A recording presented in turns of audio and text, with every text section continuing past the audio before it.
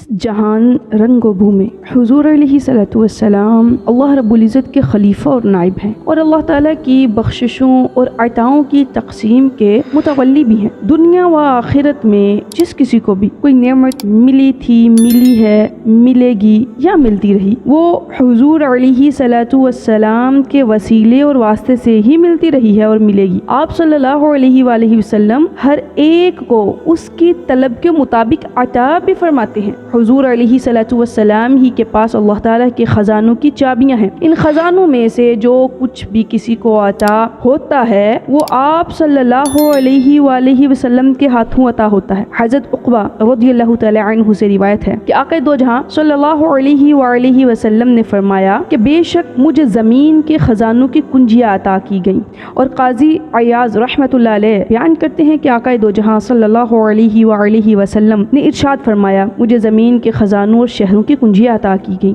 اور حضرت ابو ہریرہ رضی اللہ تعالی عنہ سے مروی ہے کہ آقا دو جہاں صلی اللہ علیہ وآلہ وسلم نے ارشاد فرمایا میں نے عالم خواب میں خود کو دیکھا کہ میرے پاس زمین کے خزانوں کی کنجیاں لائی گئیں اور میرے پاس لا کر ان کو میرے ہاتھ میں رکھ دی گئیں۔